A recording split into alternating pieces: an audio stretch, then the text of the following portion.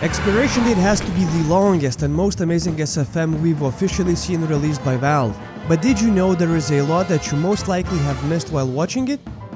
From obscure facts about the voice actors to hidden pinball machines, we'll cover it all in today's video. So, let's start. Ashley Birch, the voice of Miss Pauling, also helped write some of the short. This is the first Valve-made TF2 short to feature Miss Pauling, and the second to feature characters apart from the red and blue teams. During the climax, Miss Pauling is holding a ringer that hasn't made an appearance in any other TF2 media to date. It uses the same firing sound as the revolver. This gun heavily resembles the real-world American Ringer Model 1, albeit scaled up in size. Some of the witness corpses that Miss Pauling gathers are that of a spy, a soldier, and a medic without a jacket. Nolan North voices the engineer's new lines, as the original voice actor Grant Goodeve was unavailable. However, some of the engineer's lines are extracted sound files from Grant Goodeve, an example being "Y'all ready? Ready!" and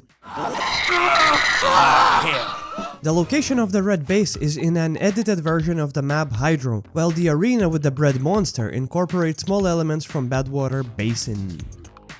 The team responsible for the 2013 Best Overall Sexy Award winning short, Lil Guardian Pyro, helped animate a small section of Expiration date. This is the final Team Fortress video to feature Rick May before his death in 2020. Rest in peace, legend. The red bread van's hood ornament reads Sword. This is a reference to the Sword Van comic from KC Green's Custom Comics. The keypad on the door to the back of the van is clearly shown and has a worn out 1 key in reference to the Meet the Spy, where the intelligence room keypad has an identical worn key.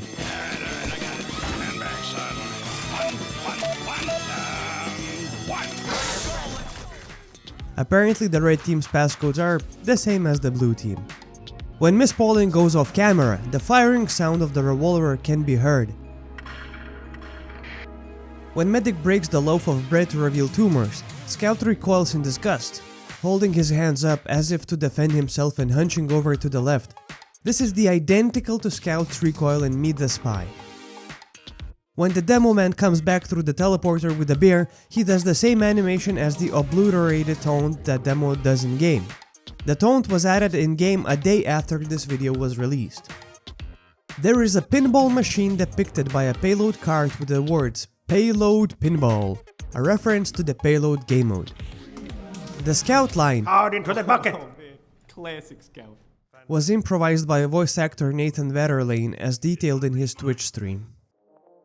A painting can be seen behind the spy of him riding a horse. This painting is a parody of Napoleon crossing the Alps, a painting by Jacques-Louis David, originally featuring Napoleon Bonaparte.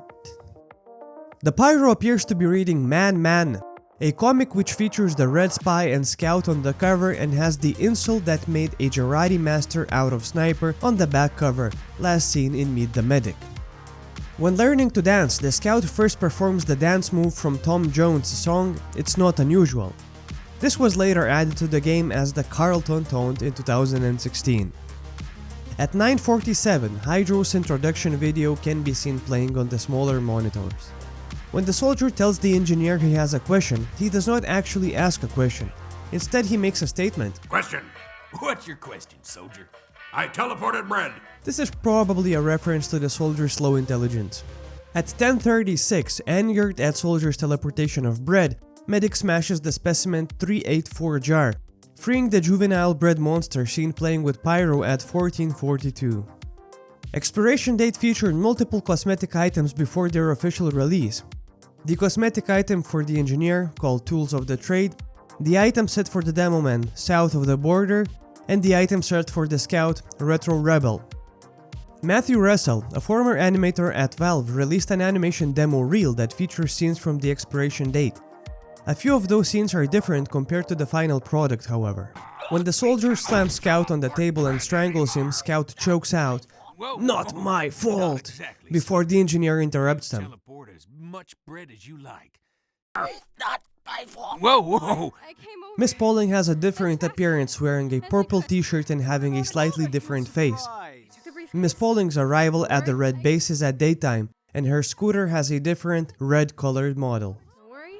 A scene not present in the final video has Miss Pauling be seated at a candlelit dinner table by the Heavy, who also takes off her helmet. Some mistakes and inconsistencies are also present in the original short film. The blue soldier is missing from the roof of the van during the opening scene, and only appears once the van approaches the base. This could be an Easter egg and may not be an error. At 1:35, the medic's left hand clips with his backpack. In all subsequent shots, the medic's backpack is missing. The tool rack behind the Siggy stop is missing. It reappears later on. When the demo man returns from the teleporter exit, he can be seen levitating above the actual teleporter. The animation when Scout smiles and looks at the soldier is recycled seconds later. The Scout is wearing his backpack during this scene, but it is also absent in all other scenes. Several times during the scene, the Pyro's grenades appear sideways. During this scene, the Heavy appears to be wearing his watch, but with no strap. In subsequent shots, the Heavy's death watch seems to be missing, until later on. The Sniper's watch floats in front of his waist instead of being strapped to his left wrist.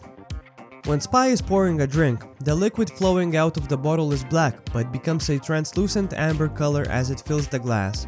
A lighter is floating under the comic the Pyro is holding, presumably intended to be in its hand, to try and light the comic on fire with. This is a reference to the Meet the Medic, in which the Pyro is also attempting to light a comic he's reading. The Spy produces a beverage from behind his back in his left hand, even though his left hand can be seen holding nothing behind his back just moments before. Just as the engineer comes to rest his arms on the shoulders of the soldier and the medic, the engineer's right arm clips through the medic's backpack.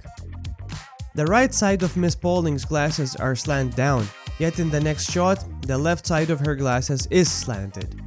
When the medic Cooper charges the Heavy, it does not affect the medic. Pyro is seen on by the left side of the monster, but seconds later it's seen running past the bomb and Miss Pauling. Scout's right arm clips through Soldier's torso. Engineer is seen upgrading his level 1 sentry gun to a level 2 far away from the monster, but moments later he is seen hitting a level 1 sentry right next to the monster, and then a bit later on he is seen next to a level 3 sentry where his level 2 was. What the f? That was confusing. The Scout's weapon clips through the side of the bread monster after he hits it. The sniper rifle uses the same firing sound as the upper hand instead of its default firing sound. The direct hit can be heard firing, but Soldier was not carrying any weapon when seen just 2 seconds before. No, actually, At 12:41, the Heavy can be seen falling back from the monster, right next to Miss Pauling, but in 12:43 he is rapidly firing his minigun next to the engineer, which is in the direction Miss Pauling is shouting at. The engineer's sentry gun is clicking as if trying to fire without ammo, but the barrels are not spinning. blast door! Miss Pauling, look, my last... As you can see, Expiration date is full of bugs, glitches, mistakes, funny stuff, obscure facts, and whatnot. But this is just one movie out of many that Valve released. So I hope you enjoyed the comprehensive list, and what is the next movie we should take a look at? Leave a comment, subscribe, and I'll see you later. Bye!